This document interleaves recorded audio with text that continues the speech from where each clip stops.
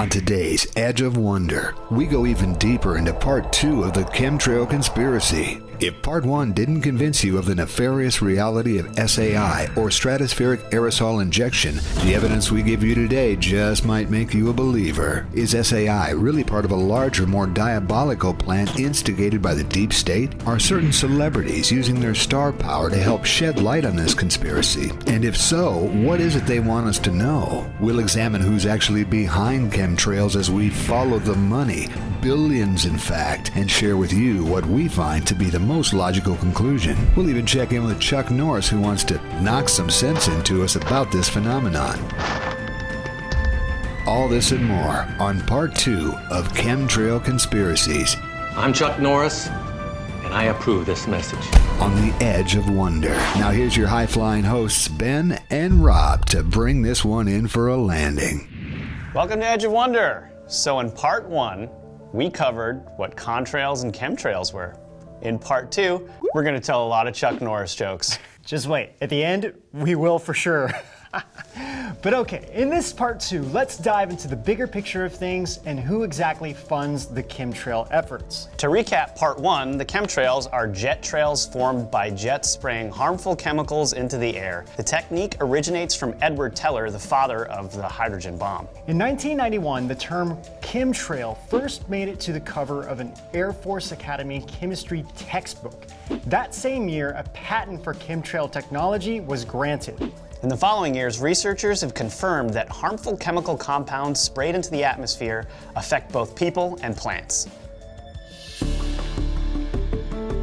For those of you who are skeptical, we encourage you to watch both parts of our chemtrail series. Do your own research and draw your own conclusions about what's going on. This wasn't a simple topic to cover since it spanned many categories and affects so many parts of our lives. Many chemtrail skeptics claim that chemtrails are mere contrails, or at least believe that the intent behind chemtrails were originally benign, such like putting snow on ski slopes. But what ended up happening is, inadvertently, it hurt people, the very people it tried to help. Pro-climate engineering scientists make cases for putting metals in the sky reflect sun back up to itself.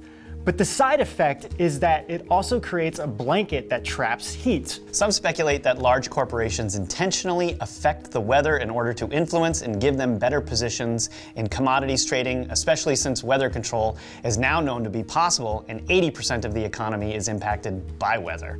Yeah, weather modification has been possible for decades. Operation Popeye was a cloud seeding operation that took place during the Vietnam War.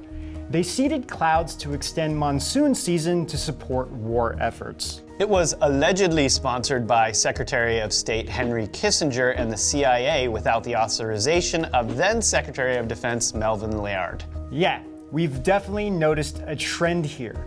A lot of harmful, suspicious activity tied back to Kissinger. For those who want a deep rabbit hole to dig into, look into Kissinger. But we digress. Regardless of whether you believe chemtrails are real or not, these jets are spraying something into the stratosphere.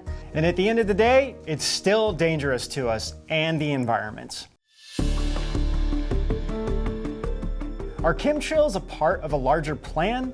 Well, chemtrails aren't explicitly connected to anything except conspiracy theories. When you try to search for it online, certain individuals and organizations with ties to the deep state or darker alternative motives have been promoting geoengineering efforts, which includes chemtrails under the guise of stratospheric aerosol injection, or SAI. Many research papers describe techniques like stratospheric aerosol injection, which is very similar to chemtrails in execution. What is SAI?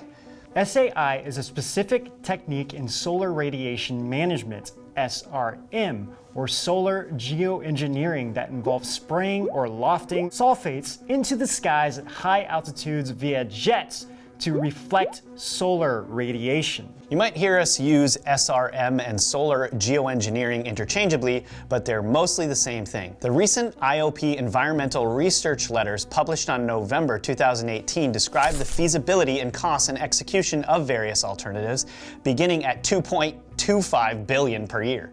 Well, what's the big deal for being sprayed, right? I mean, at best it won't harm us directly. At worst, we'll just get sick. In 2016, CIA Director John Brennan advocated for stratospheric aerosol injection at the Council of Foreign Relations. And by the way, in our Silent War on American People episode, we talk about how Brennan and the CIA were the ones hiding Osama bin Laden. So of course, he must be looking after the well-being of the American people. I mean, right? Well, before we dive further, we wanted to point out that in our research, the Council of Foreign Relations has popped up as an organization with ties to the deep state and to the 13 bloodlines. And if you're not familiar with the deep state or the 13 bloodlines already, we highly recommend you check those videos out. So Brennan said that SAI could limit global temperature increases, reducing some risks associated with higher temperatures and providing the world economy additional time to transition from fossil fuels. He also claims that a fully deployed SAI program would be quite inexpensive, quoting an annual estimated cost of $10 billion from the National Research Council. So now we know the cost of SAI falls within the range of $2.25 billion and $10 billion. Brennan, like many proponents of geoengineering, also caveat SAI as a partial solution, making SAI and thus chemtrails acceptable through legal political means. According to a 2009 AP interview with John Holdren, the chief scientific advisor to Barack Obama said his personal opinion is to, quote, keep geoengineering on the table. He claims we might be desperate enough to use it. In John Holdren's book called Ecoscience, Population, Resources, Environment, he states that overpopulation is an issue and the optimum population is around 1 billion. I mean, let the implications of that sink in for a second. And that goes perfectly with what we have been saying is the deep state's ultimate goal: depopulation of the world. The issue of overpopulation, which isn't actually an issue at all, since many countries like Japan, Bulgaria, Latvia, Moldova, Ukraine, Croatia, and many more in Eastern Europe will see population decline of 15 to 23% by 2050. Holdren also wrote that chemicals could be put in our food and water. And it looks like his ideas may already be in motion since chemtrails have been doing just that. Other direct solutions for overpopulation are compulsory population control laws, obligatory vasectomy, no thanks, limited birth licenses, subcutaneous implants, and infanticide. Wow. I mean, that reminds me of an ad that I saw the other day for birth control implants. I mean, I won't mention the company, but they had an ad that tried to normalize birth control arm implants. These people who this ad is for most likely aren't even aware of the larger plan to control population. I mean, it's kind of scary that they can advertise this stuff and get people to be receptive to it. Yeah, for real. And finally, Holdren proposes the idea of the planetary regime, or one world government that would determine the optimum population for the world and control the global commons, which is the air, soil, and ocean. I mean, who are these people to say this, really? It's like they're going against the divine. I don't mean to be laughing, everyone. It's just so ridiculous. And Ben, you already know this is why we're doing what we're doing. So chemtrails, as a part of the geoengineering, is a method that the deep state uses to control the weather, the food supply, and in turn, the population, all in plain sight for us. Yeah, I think when we just hear like the most ridiculous things, we just can't help but to laugh by just like how insane this stuff is. Like these people are like, how can they get away with this? It's weird. Anyway, okay, Holdren, the guy who pushed for keeping geoengineering on the table, not only endorses population control, but even wrote a book elaborating on specific population control techniques. But this gets even more crazy. Many research organizations have been propagating geoengineering despite its controversial techniques and implications. The Royal Society in the United Kingdom, the US National Academies of Science, Engineering and Medicine, and the House of Representatives Science Committee have all written about the effectiveness and affordability of government-funded geoengineering research. The Harvard Project on Climate Agreement specifically suggests ways that solar radiation management, or SRM, or solar geoengineering might enter mainstream policy discussions under the Paris Framework through the 2018 IPCC Special Report. So what the Harvard Project on Climate Agreement means is that if solar geoengineering doesn't get discussed in the Paris Agreements, it can resurface through the Intergovernmental Panel on Climate Change, or the IPCC, which is a part of the United Nations.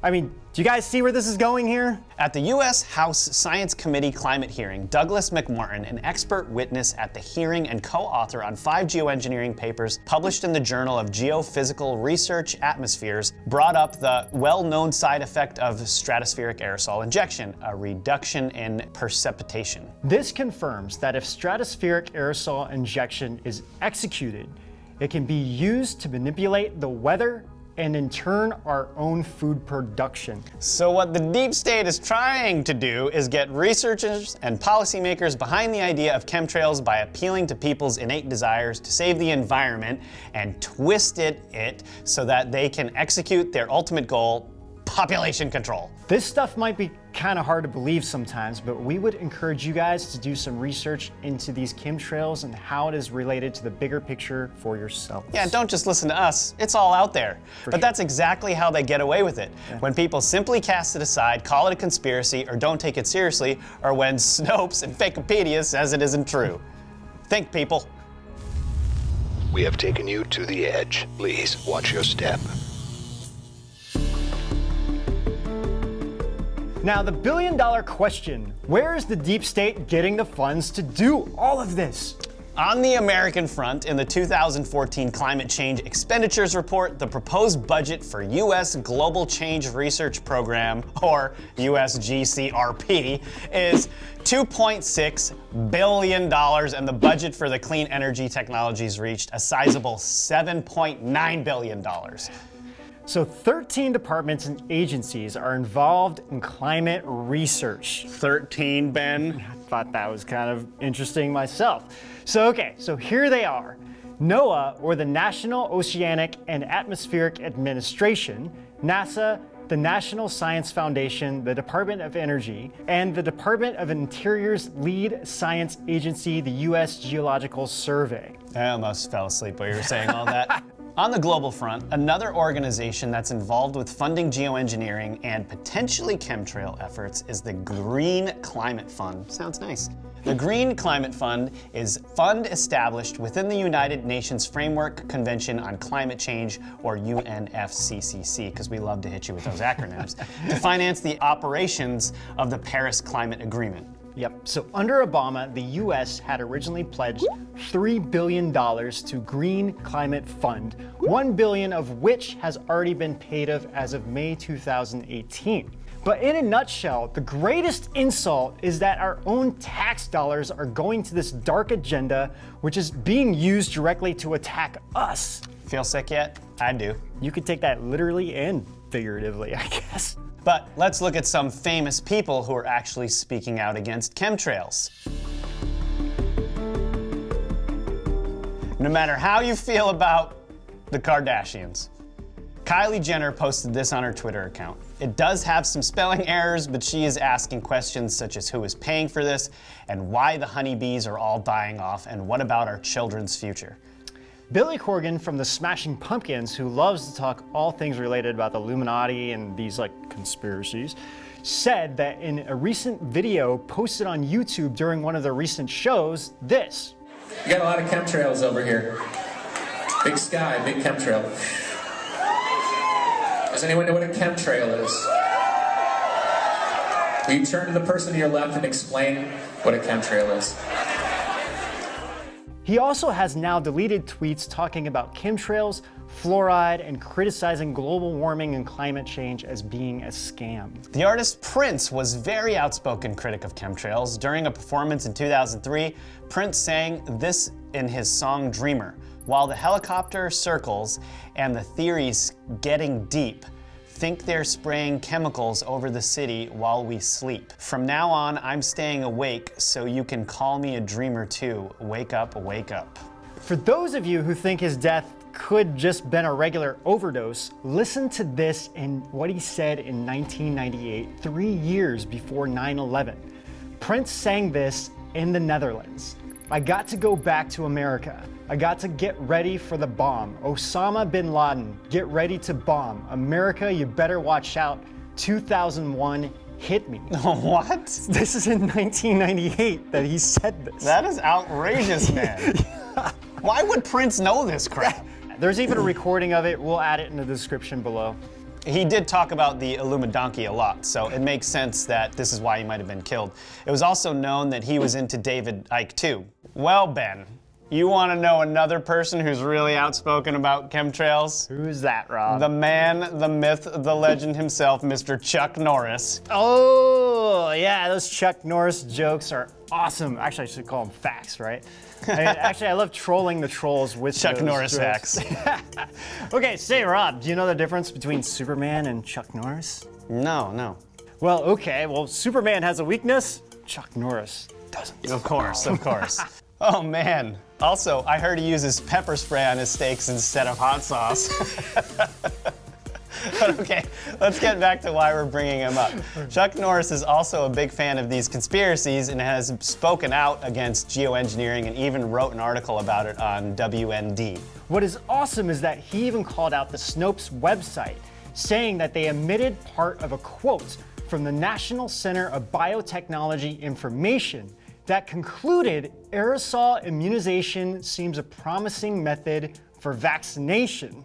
He also states in the article, if you don't believe there's some smoke screening in the sky trails above you, I have a London Bridge to sell you in Lake Havasu City, Arizona. Man, Chuck Norris sounds awesome. We should totally try to get him on the show. Dude, that would be awesome, and then we can have him share his own Chuck Norris facts with us.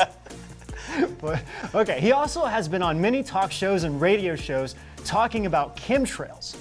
But another person who is against chemtrails is Dave Mustaine, the singer from the rock band Megadeth. Fascinating. In a few tweets from 2013, Dave said, quote, shame on the pilots for spraying the grid lines in the once beautiful skies of San Diego. Shame, shame, shame.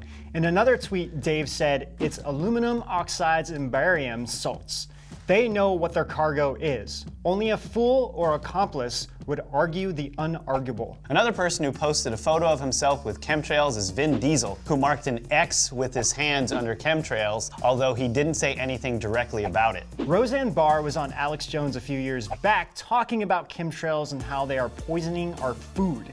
She also said the only way we'll beat this is that we must set aside our differences no matter what your views are and find a way to come together to find a solution. Besides Chuck Norris being a total badass, what we did uncover today, as usual, the deep state is up to no good. They're trying to pass off chemtrails to the public as SAI, stratospheric aerosol injection, the so-called solution for climate change. The deep state, under the Obama administration, have promoted SAI in order to push their end goal: population control or eugenics. Under Trump, the US has withdrawn from the Paris climate agreements and said that we won't be paying another penny more.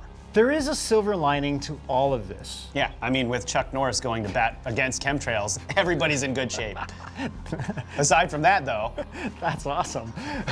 Trump's administration has received backlash for withdrawing, but what's really encouraging to hear is that many Americans have noticed, especially Californians, that the skies have become consistently clear after Trump pulled America out of the Paris climate agreements. So there are clearer skies ahead, apparently, and people are becoming more aware of the truth. If you've learned something new in our video or liked this episode, please give us a thumb up, guys, and tell us what you've noticed in the skies in the comments below. And we'll keep on delving more into the truth, so y'all make sure you hit the like and subscribe button along with the notification bell so you won't miss our next video. And until then, we'll see you out on the edge of Chuck Norris. Yes! Did you hear why they didn't hire Chuck Norris in the new Avengers movie? No, why? Well, because the movie would be over in like 2 seconds. It'd be the shortest movie ever. Chuck Norris kicked so hard his foot traveled back in time and killed Hitler. Dude, I heard Chuck Norris's beard is so awesome that once a man tried to punch him, it was like punching knives. Punching knives? Yeah, it punched his beard in knives. Chuck Norris uses a real apple as a smartphone. That's so dumb.